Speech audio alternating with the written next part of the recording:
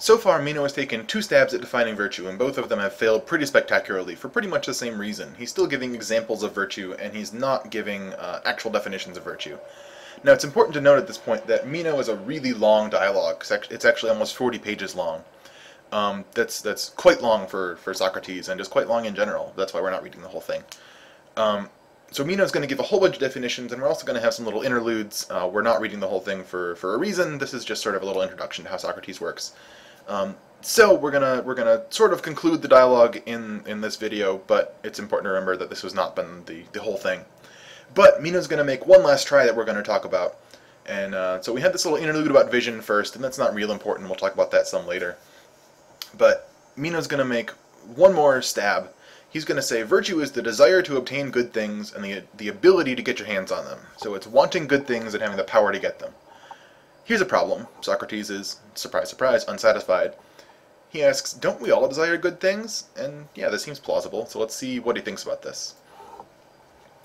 Now, this move he makes has come to be known what's called the Socratic paradox. And the paradox is, it seems like it's impossible for us to want bad things.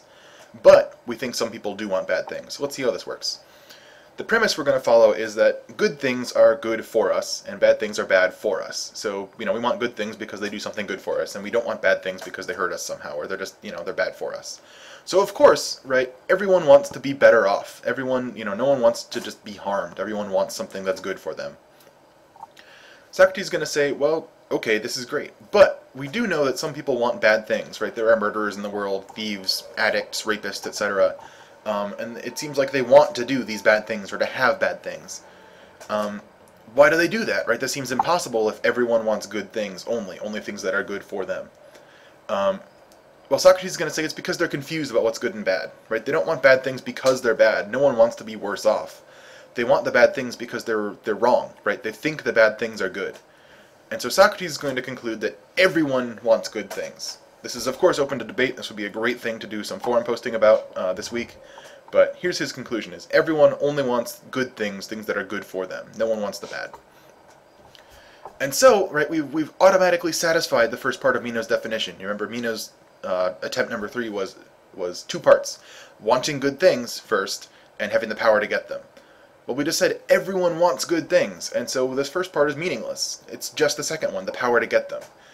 This is just as bad as attempt number 2, right? Because it's not about having the power to rule, it's about ruling justly. Well, here again, it's not about having the power to get good things, it's about getting good things justly. Right? Meno agrees with Socrates when he's probed that it's important to acquire things justly, and then he'll even admit, well, and the justice part is really more important than the ability to get good things, right? You could be virtuous and poor.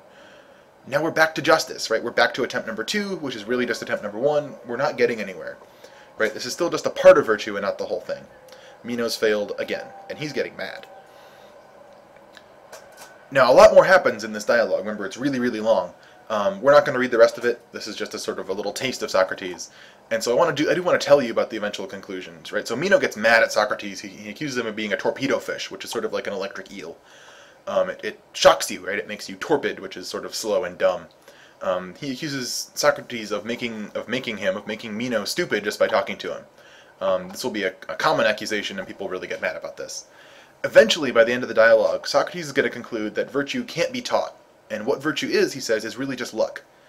You happen into doing things that are good. It can't be taught, it can't be learned, it can't be gotten from the gods. It's just luck. So it's not a very satisfying answer, but it is an answer. And so it's important to note, right, people often accuse Socrates of never actually giving his own answers. He gives one in this dialogue. We didn't read it, of course. It comes way later. But he does give an answer. He says virtue is really just lucking into doing the right thing. Still, this is really not satisfying. Meno more or less storms off in a huff by the end of the dialogue. And this is sort of our prototypical Socratic dialogue, right? And we're going to see coming up soon the very similar things happen in the Euthyphro as well. We'll ask a lot of questions, we'll shoot down a lot of definitions, and maybe we'll get a little inkling at the end, but it probably won't be what we were really hoping for in the first place. Socrates is a frustrating philosopher, but it's worth wondering, right? Is he accomplishing his goals? Is he finding definitions? Maybe. Is he showing people they don't know as much as they think they know? He's certainly doing that. It's frustrating, he's kind of a jerk about it, but he is getting the job done. This is another thing that could be worth talking about in a forum post.